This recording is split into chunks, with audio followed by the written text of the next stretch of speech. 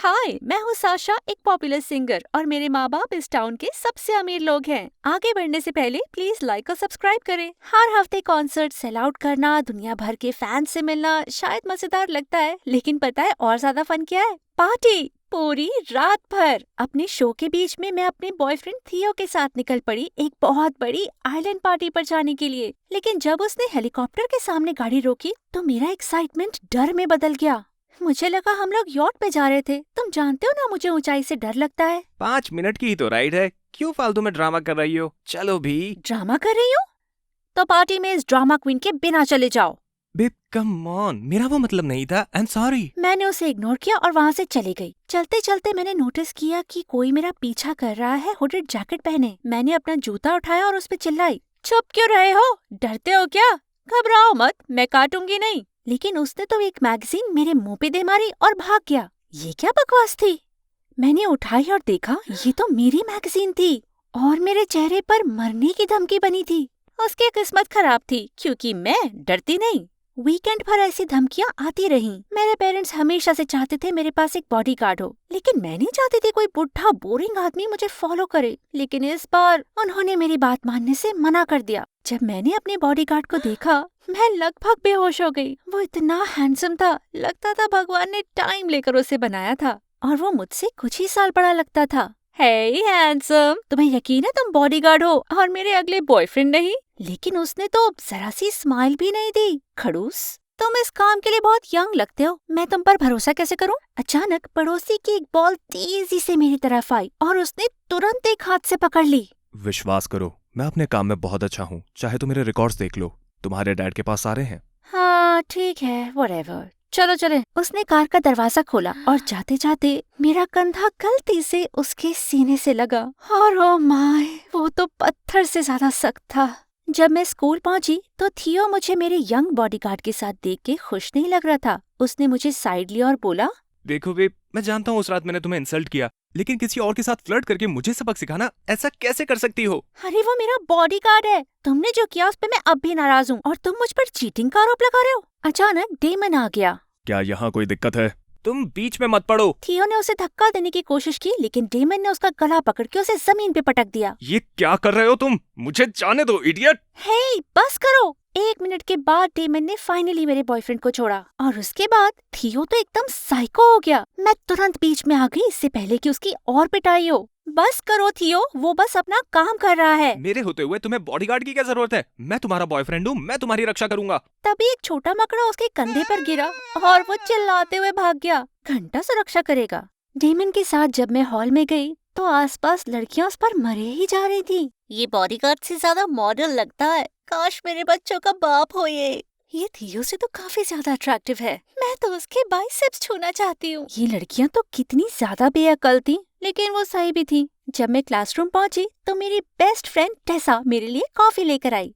हे girl, मैं लाई हूँ। अचानक डेमन ने उसे छीन लिया और उसे सूंघने लगा। फिर उसने एक घूंट पिया और कुछ कहने के पहले 2 सेकंड रुका। ठीक है। उसने मुझे कप वापस दिया और टेसा तो उसे गुस्से से घूर रही थी। एक्सक्यूज मी, तुम्हें लगता है कि मैं अपनी बेस्ट फ्रेंड को जहर दूंगी? बस अपना काम कर रहा हूँ। टेसा मुझे कोने में ले गई। तो तुम अपनी प्राइवेसी ऐसे ही गवा दोगी? दिखता है कि वो बहुत अट्रैक्टिव है, लेकिन उसके बारे में कुछ तो अजीब है। उसका तो नाम भी शैतानी है, डीमन। तुम्हें उससे जल्दी पीछा छुड़ाना होगा। चलो भी गर्ल, ये उसका पहला दिन है, देखते हैं। लेकिन टेसा सही थी, मेरे पास 1 सेकंड की प्राइवेसी नहीं थी। डेमन मुझे हर सेकंड हर जगह फॉलो करता था। क्लास में मेरे पीछे खड़े रहता, और तो और वॉशरूम में भी मेरे साथ आता। ये इतना ऑकवर्ड था। घर पर तो मेरे दरवाजे के सामने ही खड़ा रहता था वो, और उसे सोते तो कभी नहीं देखा। और तो और उसके चेहरे का एक्सप्रेशन ऐसा था मानो बर्फ से जम गया हो। मैं तो डर ही जाती थी। एक रात मुझे रिकॉर्डिंग पे जाना था, और जब मैं स्टूडियो पहुंची तो एक लड़का मेरी तरफ भागते हुए आया। वो अपनी बैक पॉकेट से कुछ निकालने ही वाला था कि अचानक डेमन उस पर कूद पड़ा और उसका हाथ मरोड़ दिया। हथियार नीचे करो। क्या?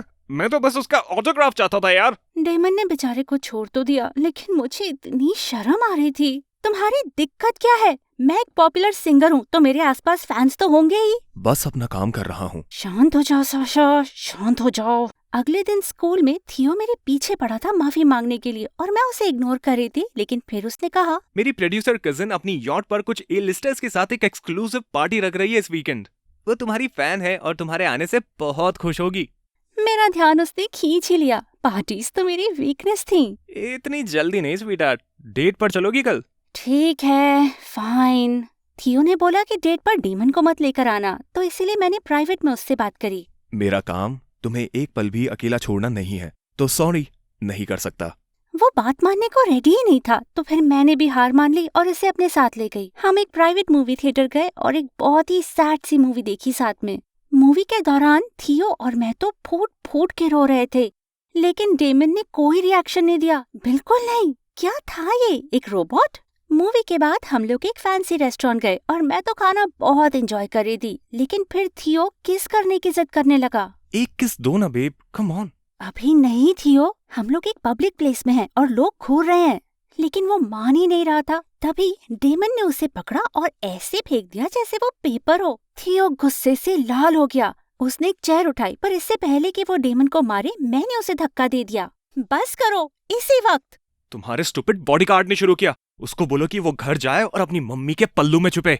नहीं थियो, तुम घर जाओ। मैंने तुरंत थियो के लिए कैब मंगाई और जब वो चला गया मैं गुस्से से डेमन की तरफ पलटी। मैं जानती हूँ वो बदतमीजी कर रहा था, लेकिन मैं अपनी पर्सनल लाइफ संभाल सकती हूँ, तो मैं हर सेकंड बीच में आने की जरूरत नहीं है। आपके साथ उसका बर्ताव ठीक नहीं था। तुम्हारा काम मुझे सेफ रखना है, मेरे पर्सनल मैटर्स में टांग अड़ाना नहीं। अपनी हद समझो। माफ करना, दोबारा ऐसा नहीं होगा। एक्चुअली मुझे बुरा नहीं लगा था कि उसने थियो की पिटाई कर डाली थी, लेकिन डेमन का हमेशा आसपास होना मुझे काफी इरिटेट कर रहा था। कुछ दिनों बाद कॉन्सर्ट में मैं अपना सबसे नया गाना गा रही थी और सारे लोग मेरे साथ गा रहे थे। इतना अमेजिंग फील हो रहा था। कुछ लोग तो स्टेज के ऊपर चढ़कर भी नाचने लगे थे। अचानक डेमन स्टेज पे चढ़ा और उन सबको धक्का दे दिया। क्या बकवास है। फिर उसने मुझे उठाया और मुझे बैक स्टेज ले गया। मेरी परफॉर्मेंस के बीचों बीच पानी सर के ऊपर जा चुका था। मेरे पेरेंट्स तुम्हें मुझे सेफ रखने के लिए पैसे दे रहे, मुझे अनॉय करने या मेरा कॉन्सर्ट बिगाड़ने के नहीं। आपकी जान खतरे में है मैम, आपको सबको दुश्मन मानना होगा। ये एकदम बकवास है और जो कोई भी ये थ्रेट्स भेज रहा है ना, वो कोई लूजर होगा, उससे कोई खतरा नहीं है। सतर्क रहने में ही भलाई है। उसके बर्ताव के बारे में मैंने अपने पेरेंट्स से कंप्लेन करी, लेकिन उन्होंने तो उसकी तारीफ करी। पर वो मेरा करियर बिगाड़ रहा है और मेरी पर्सनल लाइफ भी। वो बस अपना काम कर रहा है बेटा, और वो है कि तुम हमेशा सुरक्षित रहो। वो किसी काम के नहीं थे। तो फिर मैं टेसा के पास गई और उसने एक बढ़िया आइडिया दिया। उसको परेशान करो बहुत ज्यादा, इतना तंग करो कि वो खुद ही जॉब छोड़ दे। ये करने में तो तुम माहिर हो गर्ल। ये बढ़िया प्लान बताया यार, तुम बेस्ट हो। वो तो मैं हूँ। उस रात मैं 4 बजे तक जागी ताकि डेमन की नींद बिगाड़ सकूं। लेकिन ये क्या, वो तो जगा ही हुआ था। जाओ मेरे लिए मेरी फेवरेट स्टारबक्स कॉफी लाओ। ये मेरे काम का हिस्सा नहीं है। लाओ, वरना तुम्हारा काम और मुश्किल करूंगी। ठीक है, क्या ऑर्डर है आपका? एक आइस 20 कैरेमल माकियाटो, 6 शॉट्स मोका केक, थोड़ा सा नॉन फैट मिल्क और थोड़ा सा आमंड मिल्क, थोड़ी सी क्रीम, थोड़ा सा कैरेमल, ऊपर गुलाब के डिजाइन, एक पेपर कप में पिंक स्ट्रॉ के साथ। समझ गया। क्या? मैं तो बस उसे तंग कर रही थी, लेकिन हैरानी की बात है वो सच में चला गया। और भैंस की टांग, ये तो बिल्कुल सही ऑर्डर लेकर वापस आया। कैसे? और कुछ? नहीं, अभी के लिए इतना ही। उस दिन फिर मैं मॉल में गई और मैंने ढेर सारी शॉपिंग करी और अपने सारे बैग उसको थमा दिए ताकि वो थक जाए, लेकिन वो तो जैसे मशीन हो। फिर मैं कपड़ों की दुकान में गई और मैंने सारे अच्छे अच्छे कपड़े ट्राई किए। बार बार उसकी राय पूछती रही, लेकिन वो तो ध्यान ही नहीं दे रहा था। हेलो, क्या तुम मेरी तारीफ नहीं करोगे? आपके कपड़ों के बारे में सलाह देना मेरा काम नहीं है मैम। कोई भी नॉर्मल लड़का अब तक मेरे कदमों में बैठ गया होता। वो कोई साइबॉर्ग होगा शायद। उसे और तंग करने के लिए मैंने मोच आने का नाटक किया और उसे फोर्स किया कि वो मुझे अपनी पीठ पे बिठा के घुमाए, लेकिन वो तो एक टैंक की तरह मजबूत था। फाइनली मैं हार गई। मैंने जो भी खरीदा था वो सब लेकर बाथरूम गई और खिड़की से भाग ली। ये पक्का किया कि वो पीछे छूट गया है। मैं एक अनाथालय गई और सारा सामान बच्चों को दे दिया। मैं बच्चों के साथ मजे कर रही थी, तभी टेसा ने मुझे एक फोटो भेजी जिसमें थियो किसी लड़की को रेस्टोरेंट में किस कर रहा था। वेल, इस पॉइंट तक तो मुझे फर्क ही नहीं पड़ता। थियो वैसे भी बेकार ही था। मैंने तुरंत उसे मैसेज करके बता दिया कि हमारा रिश्ता खत्म। वो वैसे भी बेकार बॉयफ्रेंड था। वो तुरंत मुझे कॉल करने लगा और मैंने उसे ब्लॉक कर दिया। प्रॉब्लम खत्म।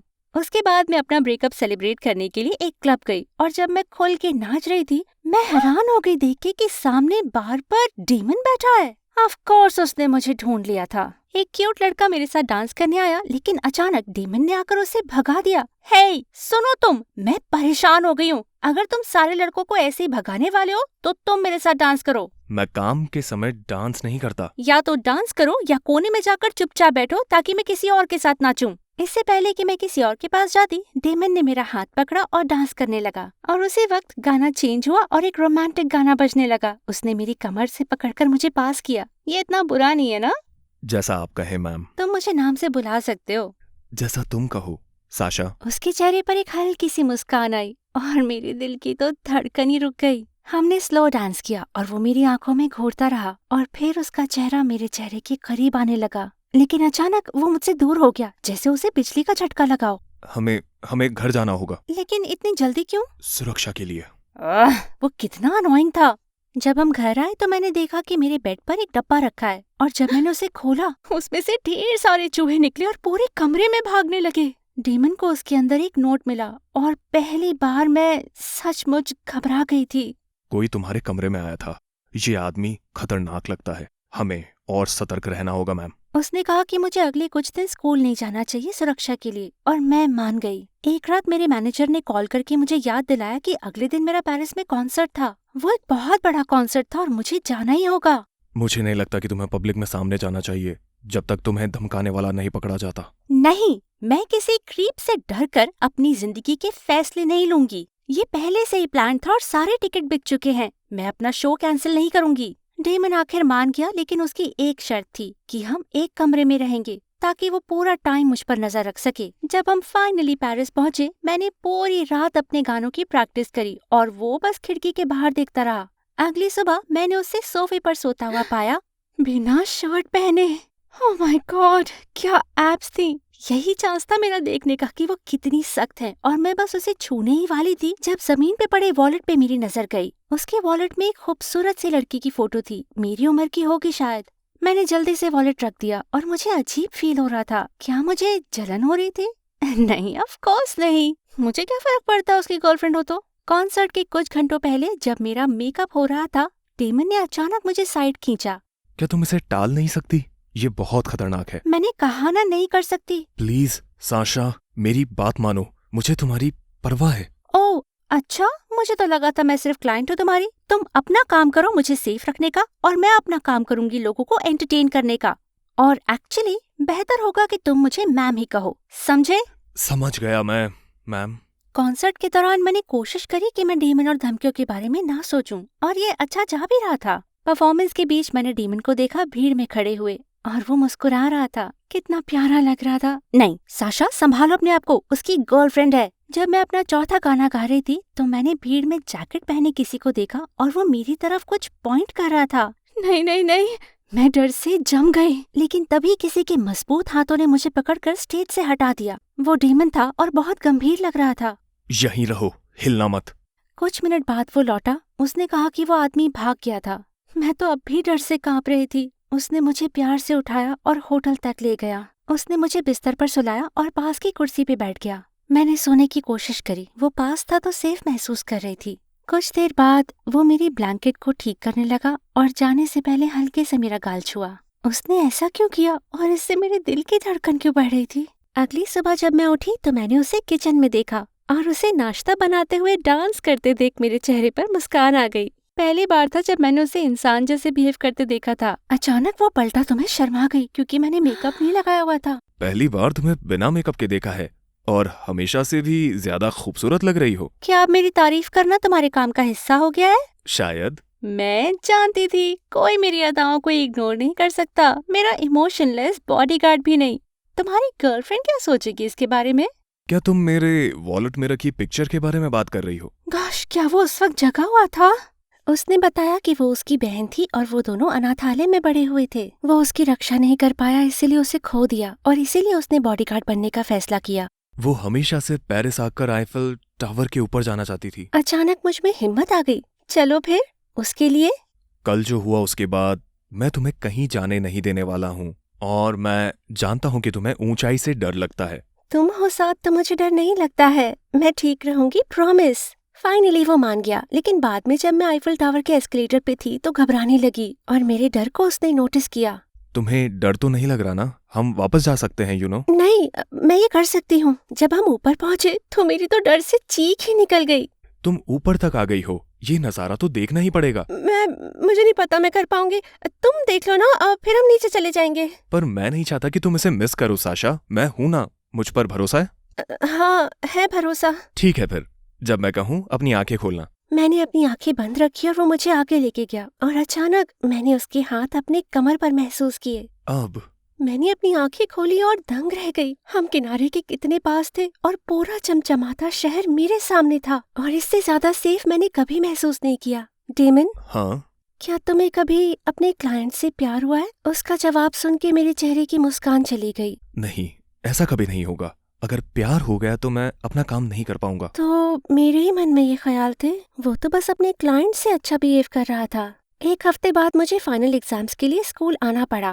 मैं टेसा को ढूंढ रही थी ताकि हम मिलके पढ़ाई कर सके। वो मिल ही नहीं रही। मैं अकेले ही पढ़ने बैठ गई और डेमन को दरवाजे के पास खड़ा कर दिया ताकि मैं फोकस कर पाऊँ। कुछ मिनटों में वो अंदर आकर चिल्लाया, साशा, संभल के। और मैंने देखा मेरे पीछे की बड़ी सी बुकशेल्फ मेरे ऊपर गिरने लगी थी, लेकिन डेमन ने तुरंत आकर मुझे रास्ते से हटा दिया और वो उसके ऊपर गिर गई। वो हफ्ते भर तक हॉस्पिटल में रहा और मेरे माँ बाप ने मुझे लाख कहा कि मैं घर पे रहूं अपनी सुरक्षा के लिए। मैं फिर भी उससे रोज मिलने जाती थी। एक दिन मैं वेटिंग एरिया में बैठी थी और टेस मेरी फेवरेट कॉफी लेकर आई। मैं उसे पीने ही वाली थी कि अचानक किसी ने उसे मेरे हाथ से धकेल दिया। मुड़ के देखा तो डेमन पुलिस ऑफिसर के साथ खड़ा था और पुलिस वाले ने टेस के हाथ पे हथकड़ी डाल दी। ये तुम क्या कर रहे हो बेवकूफ? डेमन, क्या चल रहा है? उसने मुझे कुछ ऐसा बताया जिसे सुनकर मेरे होश उड़ गए। मेरे ऊपर बुकशेल्फ फेंकने वाली कोई और नहीं, टेसा थी। मैं इस पर नजर रख रहा था, परख रहा था। उस दिन मैंने इसे पीछे के दरवाजे से लाइब्रेरी आते देखा। समझ गया कि इसके इरादे नेक नहीं। मुझे यकीन है कि तुम्हारी कॉफी में जहर है। मेरे बेस्ट फ्रेंड मुझे मारना चाहते थे। टेसा, क्यों? और अचानक टेसा एक मॉन्स्टर में बदल गई।